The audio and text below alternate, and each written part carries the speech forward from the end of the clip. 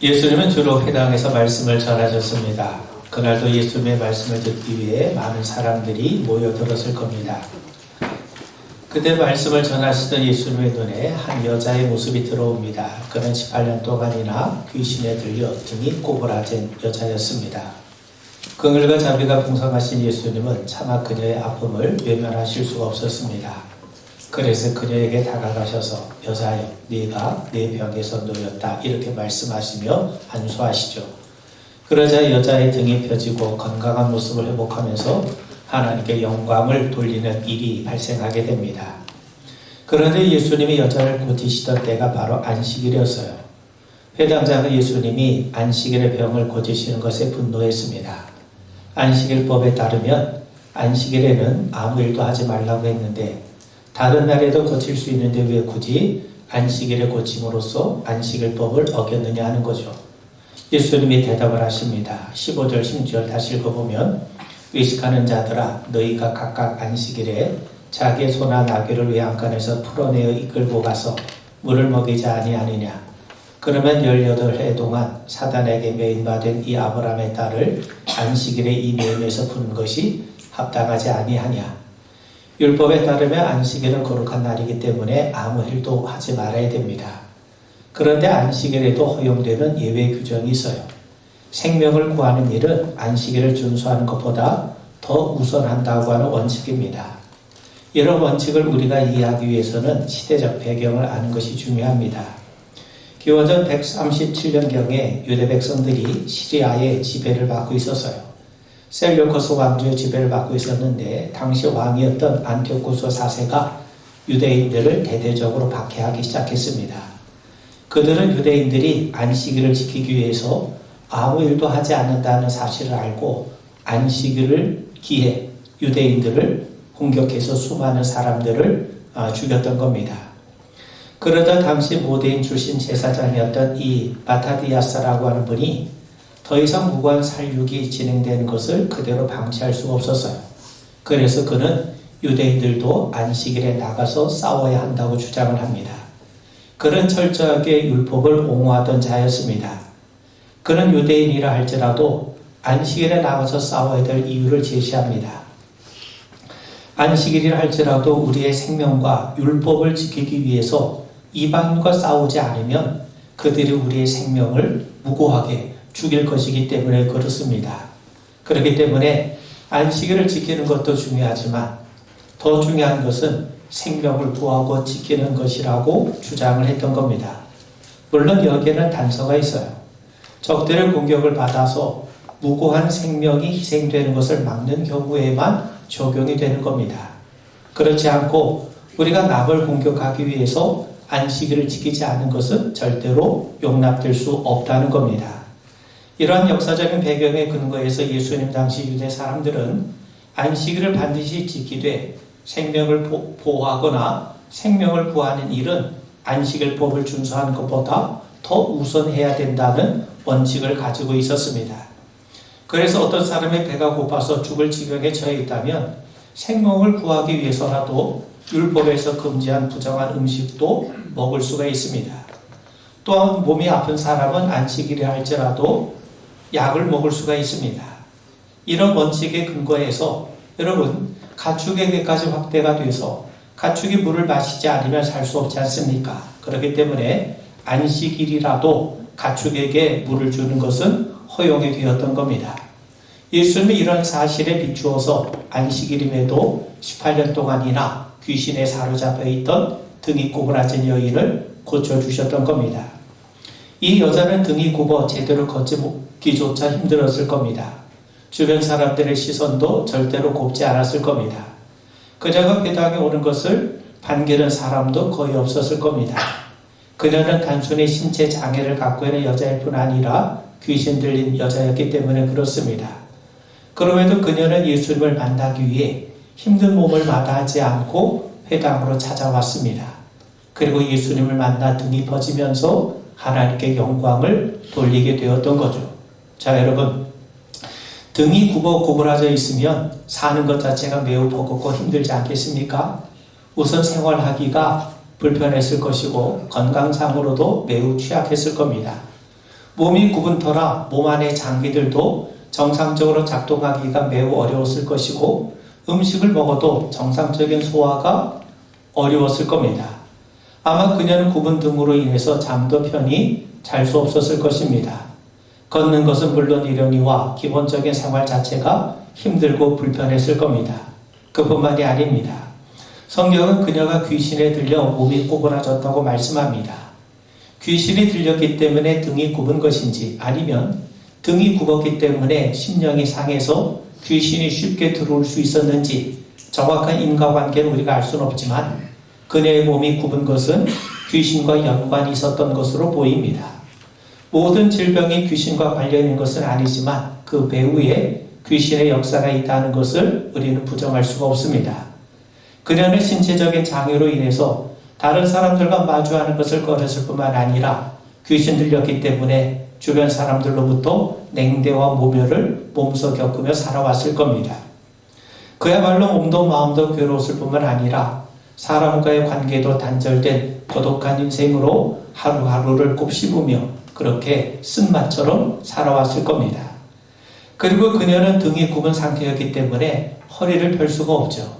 고개를 들어 하늘을 바라볼 수가 없습니다.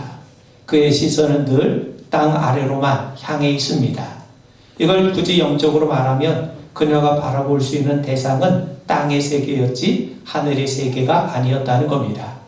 그렇게 살아온 지가 18년이에요. 18년이라고 하는 세월은 결코 짧은 세월이 아니죠. 어쩌면 그녀의 인생 전부라고 할 수 있는 그런 시간일 겁니다. 그런데 우리가 성경을 보면 그녀의 몸이 꼬부라져 있다라고 말씀해요. 꼬부라지다라고 하는 말은 쉰깁토라고 하는 단어인데 이것은 앞으로 숙여져 있는 상태를 나타냅니다. 앞으로 굽혀져 있는 상태, 앞으로 숙여져 있는 그런 상태, 그걸 나타내는 단어예요. 그런데 이 단어는 누가복음 외에 다른 곳에서는 전혀 사용되지 않는 독특한 단어입니다. 본문을 기록한 누가는 직업이 의사였죠. 누가는 의학 용어를 사용해서 그녀의 상태를 설명합니다. 그런데 이 꼬부라지다라고 하는 이 단어의 의미를 좀 더 우리가 설명하면 큰 짐에 눌려가지고 2번 휘어진 상태를 의미하는 그런 뜻을 가지고 있어요. 얼마나 무거운 짐인지 한 번 휘어진 것이 아니라 2번 휘어졌습니다. 한쪽 눈이 실명해도 다른 한쪽 눈이 정상이면 그래도 불편하지만 생활하는데 별로 지장이 없어요. 그런데 두 눈이 다 실명하면 치명적이지 않겠습니까? 마찬가지로 한 번 휘어지면 어떻게 해서든지 다시 일어날 여지가 있을 수 있죠. 그런데 2번 휘어졌다는 것은 다시 일어날 가능성이 없다는 거예요. 구제불능이라는 말이죠. 회생 불가능 상태에 빠졌다는 겁니다. 그런 의미에서 그녀는 한 번도 아니고 2번이나 짓눌린 인생입니다. 등이 굽었을 뿐만 아니라 귀신 들린 인생이 어찌 온전한 인생이라 할 수 있겠습니까? 여러분, 그녀는 주변 사람들로부터 멸시받는 인생을 살아왔지요. 어느 누구도 이 여자에게 따뜻한 관심을 보이지 않았을 겁니다. 이 여자는 귀신 들린 자요, 율법적으로 말하면 부정한 자입니다. 사람들과의 접촉이 철저히 차단된 삶을 살 수밖에 없었을 겁니다. 그녀의 주변에는 아픔과 괴로움, 외로움을 함께 달래줄 사람이 없었어요. 그녀가 지금 얼마나 외롭고 힘든지, 얼마나 사람을 그리워하고 있는지 아무도 그에게 관심을 가져주지 않았습니다. 뿐만 아니라 그녀가 안고 있는 문제에 대해서 최소한의 공감을 나타내는 사람도 없었을 겁니다. 18년 동안 그녀는 철저하게 외롭고 고립된 삶을 살아온 것이죠. 사람들은 안식일에도 자신들의 가축들이 목마른 것을 알고 외양간에서 풀어내서 물을 먹이면서도 정작 이 여자의 목마름에 대해서는 철저하게 무관심했던 거죠. 그렇게 보면 그녀는 주변 사람들에게조차 가축보다도 못한 존재에 불과했던 겁니다. 그뿐만 아닙니다. 이 여자는 자기 자신으로부터도 휘어진 경험을 안고 살아왔을 겁니다. 산다는 것 자체가 버겁고 수치스러웠을 겁니다. 자존심이 박살난 지는 이미 오래고 자괴감에 스스로를 저주하며 살아온 인생이었을 겁니다. 누가 그런 삶을 살고 싶어 하겠습니까? 어쩌면 이렇게 살아가는 자신을 정죄하며 하나님을 원망하는 그런 인생을 살아왔는지도 모릅니다.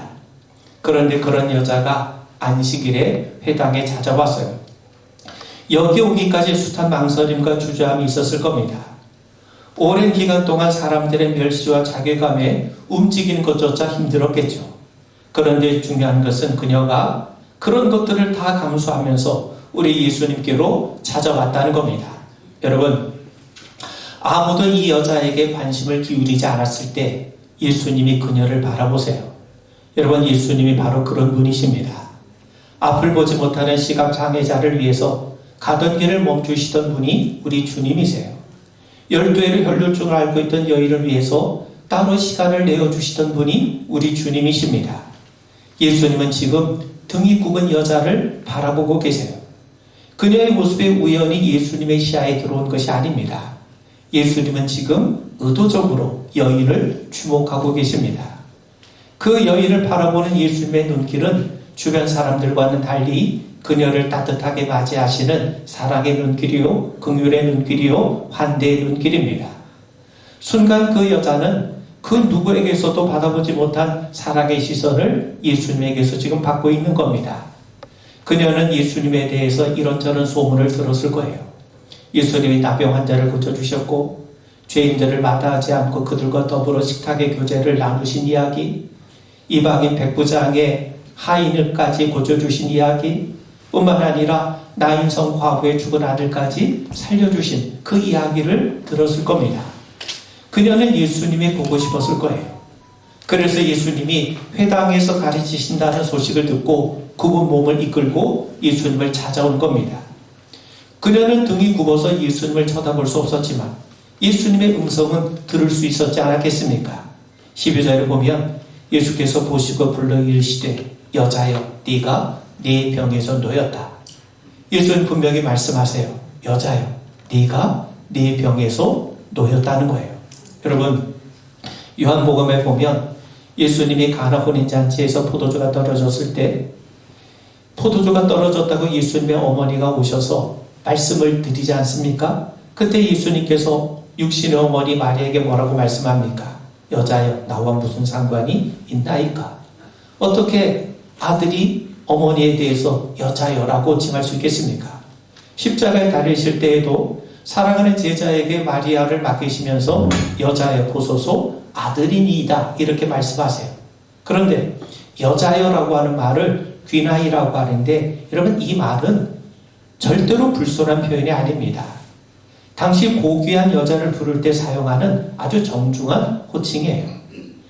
예수님은 이 등이 굽은 여자에게 당신은 등이 굽은 여자, 귀신 들린 여자 이렇게 부르지 않으셨어요. 비록 등이 굽은 모습이라 할지라도 예수님은 그녀를 여자요, 귀하고 아름다운 인격체로 지금 부르고 계시다는 겁니다. 아마 이 여자는 감격에 벅찬 눈물을 흘렸을지도 모릅니다. 난생 처음으로 들어본 말이죠. 자신을 고귀한 인간으로 대해주시는 존재 앞에 지금 자신이 서 있는 겁니다. 지금까지 자신의 비참함에 고개를 숙이며 살아왔고 주변에 따가운 눈총과 저주의 잔소리를 들으며 살아온 여자에게 여자여라고 부르는 예수님의 음성은 그야말로 따뜻한 음성이요, 환대의 음성이요, 복음이었던 겁니다. 예수님 그녀에게 말씀하세요. 여자야 네가 네 병에서 놓였다. 예수님은 그녀에게 네 등을 펴라, 네 허리를 꼿꼿하게 세워라 이렇게 말씀하지 않으셨어요. 오히려 네 병에서 놓였다라고 선포하십니다. 여기서 놓였다라고 하는 이 말은요, 법적인 용어입니다. 판사가 무죄를 선언할 때 쓰는 단어입니다. 죄수와 포로를 사면할 때 쓰는 단어입니다. 예수님 지금 18년 동안이나 이 여자를 짓눌러 왔던 악한 세력이 지금 떠났다고 선포하고 계시는 겁니다.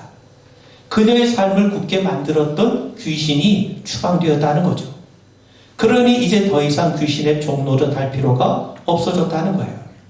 너의 인생을 등굽게 만들고 삶을 굽게 만들었던 모든 악한 세력이 떠났으니 너는 그 모든 악한 세력에서부터 해방되었다고 선언하시는 겁니다.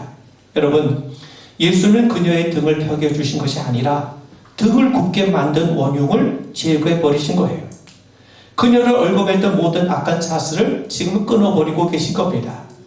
그러니 이제 그녀는 더 이상 등을 굽힐 이유가 없어진 거예요. 생각해 보세요. 만약 그녀가 등이 펴졌다면 여전히 귀신의 지배를 받고 여전히 귀신으로 인해서 다시 등이 굽혀지는 인생을 살 수밖에 없지 않겠습니까? 그녀는 지금 18년 동안 귀신에게 종노릇하며 살아왔던 거예요. 귀신이 조종하는 대로 움직였고 자유를 잃어버렸고 평생 죄의식에 사로잡혀 살았고 열등감에 빠졌고 자기를 비하하는 자괴감에 짓눌려 살아왔던 거예요. 사실 그녀는 살아있지만 죽은 것과 진배 없는 인생을 살아온 것 아닙니까? 수많은 사람들의 멸시와 자괴감에 몸도 마음도 휘어졌을 뿐만 아니라 하나님께도 버림받은 인생으로 스스로를 저주하며 살아오지 않았겠습니까? 그런데 그녀를 지금까지 짓눌렀던, 그녀를 지금까지 마음대로 조종했던 귀신이 쫓겨났어요. 이제 그녀는 더 이상 귀신의 종이 아닙니다. 귀신을 주인으로 섬길 이유가 없어졌던 거죠. 이제 예수님께서 그녀의 새 주인이 되십니다. 새 주인이신 예수님은 그녀를 억압하거나 압제하는 분이 아니세요. 예수님은 우리를 자유케 하신 분이세요. 새롭게 하신 분이세요. 소성케 하신 분이세요. 그녀는 지금 안식일에 회당에서 거짓 주인에게서 벗어나 참 주인이신 예수님을 만나고 있다는 사실입니다. 여러분, 예배의 자리가 바로 그런 자리입니다. 우리는 예배를 통해 예수님을 만납니다. 예수님만이 우리의 삶을 짓누르고 있는 온갖 가짜 주인들을 다 몰아내십니다. 우린 예배를 통해서 예수님이 참 주인이심을 고백하게 됩니다. 예수님이 주인이 되실 때 비로소 세상으로 인해서, 물질로 인해서, 그 밖에 여러 가지 일들로 인해서 굽고 꼬부라진 인생에서 우리는 건짐을 받고 자유하는 자가 될 수 있는 겁니다. 여러분, 예수님은 우리를 건지시는 분이세요. 한 번만이 아니라 계속해서 우리를 건지시는 분이시죠. 고린도후서 1장 10절에 보면 그가 이같이 큰 사망에서 우리를 건지셨고 또 건지실 것이며 이후에도 건지시기를 그에게 바라노라. 우리를 건지셨고 건지시고 건지실 분이라는 거죠. 또 예수님은 마귀를 멸하시고 마귀에게 종노릇한 우리를 놓아주신 분이세요. 히브리서 2장 14절 이하를 보시면 자녀들은 혈과 육에 속하였음에 그도 또한 같은 모양으로 혈과 육을 함께 지니심은 죽음을 통하여 죽음의 세력을 잡은 자 곧 마귀를 멸하시며 또 죽기를 무서워함으로 한평생 매여 종노릇하는 모든 자들을 놓아주려 하심이니. 그러면서 여러분, 오늘 그녀가 안식일날 회당에서 주님을 통해서 이제 모든 악한 세력에서 건짐을 받고 참 주인이신 예수님 안에서 자유를 누리게 된 것과 같은 그런 놀라운 은혜가 오늘 우리에게도 임하게 되기를 주님의 이름으로 축원을 드립니다.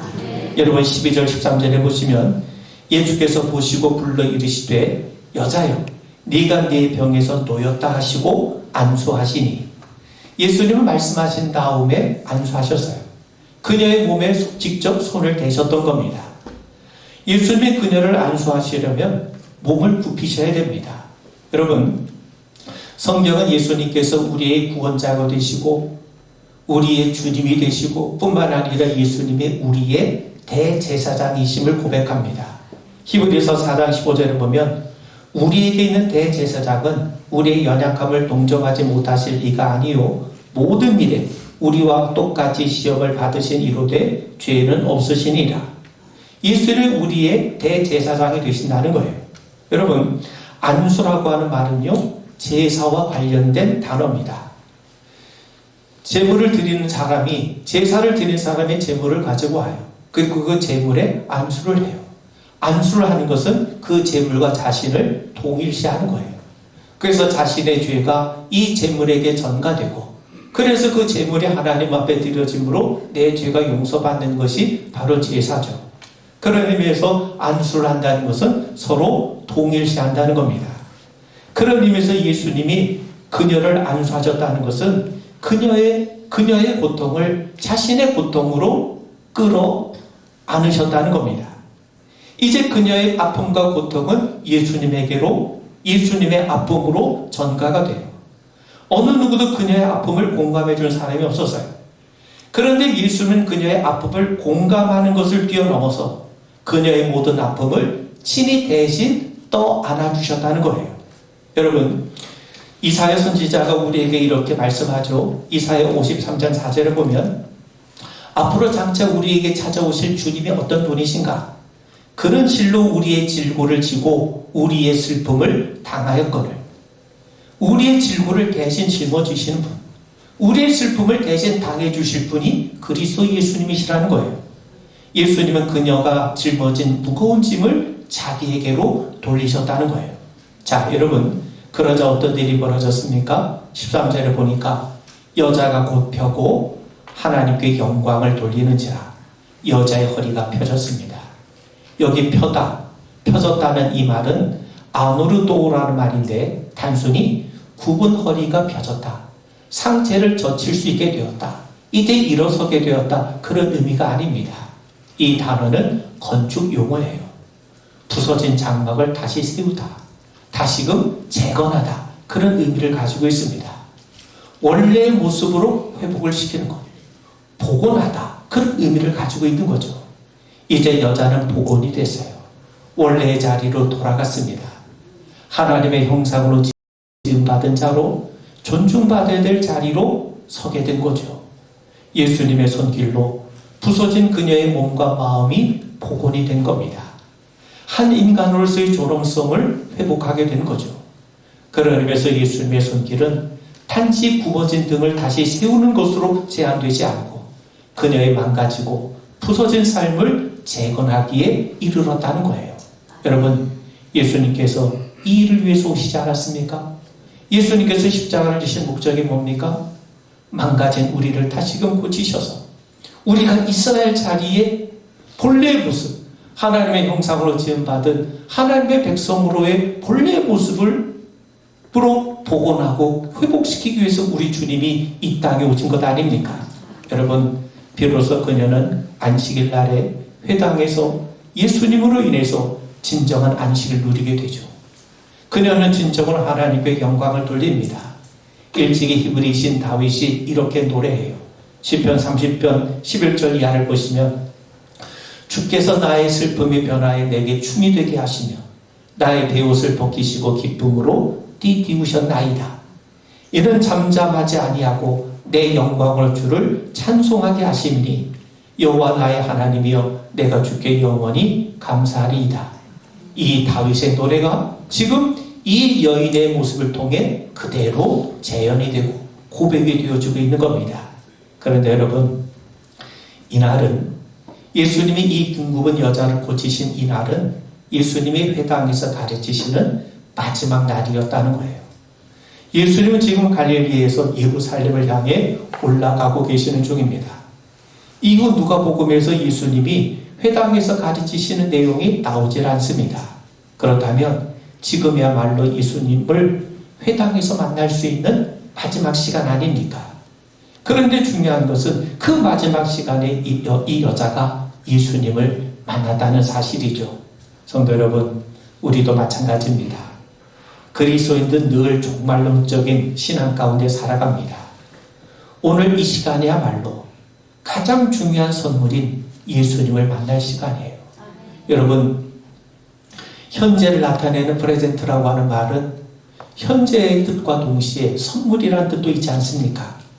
모세는 우리의 날 계수할 수 있는 지혜를 달라고 하나님께 간구합니다. 마지막을 아는 지혜가 있다면 지금 이 순간을 좀 더 고상하고 가치 있게 살아갈 수 있지 않겠습니까? 그런 지혜를 가진 사람만이 지금 이 순간이 우리가 예수님을 부르고 예수님을 찾고 예수님을 만날 수 있는 선물과도 같은 귀한 시간임을 알게 됩니다. 어쩌면 우리가 예수님을 찾는 게 아니라 예수님이 우리를 부르시는 거죠. 예수님이 우리를 찾으시는 거죠. 이 여자가 예수님을 찾아온 것 같지만 사실은 예수님께서 그녀를 부르고 계셨던 거예요.